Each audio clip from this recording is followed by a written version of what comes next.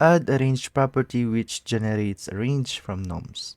Remember that you have a range function you can reuse here.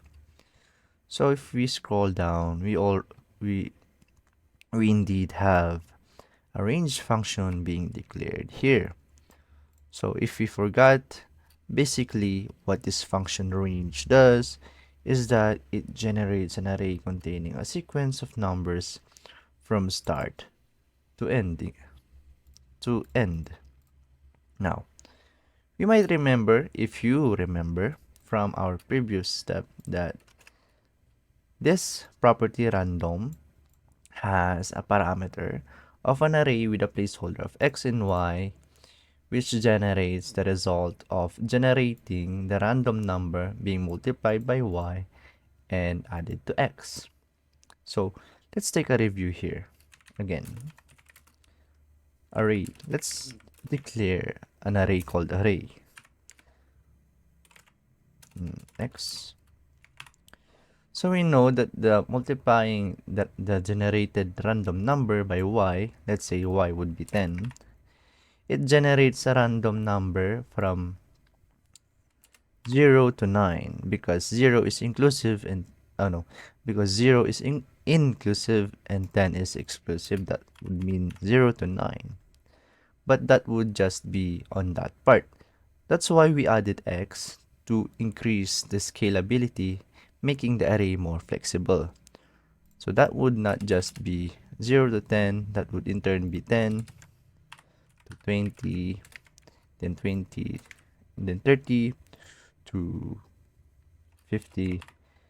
So basically, it increases the scalability of our array. Now, notice that we are inputting 10 in here rather than just a placeholder y. We are inputting numbers here. So the act of inputting the values of our placeholder x and y is the reason why we probably are declaring the property range. So first we write the property range and then declare an anonymous function. By anonymous function, I mean the word anonymous is a nameless function.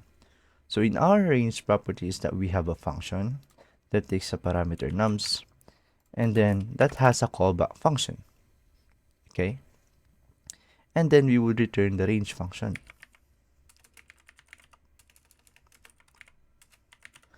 You would return the range function that is being declared in here.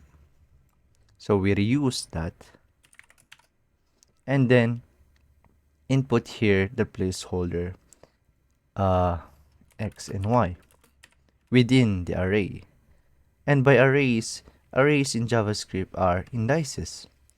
So an element 1 assigned to index 0, element 2 assigned to index 1, element 3 assigned to index 2, and so on and so forth.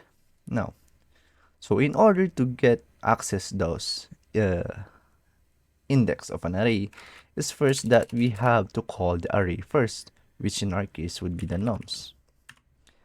Nums here and then nums also in here. And we have to access the index 0 from the array called nums. And in here, we access the index 1 from the array nums. So essentially, this is the inclusive part, and this would be the exclusive part of our range property.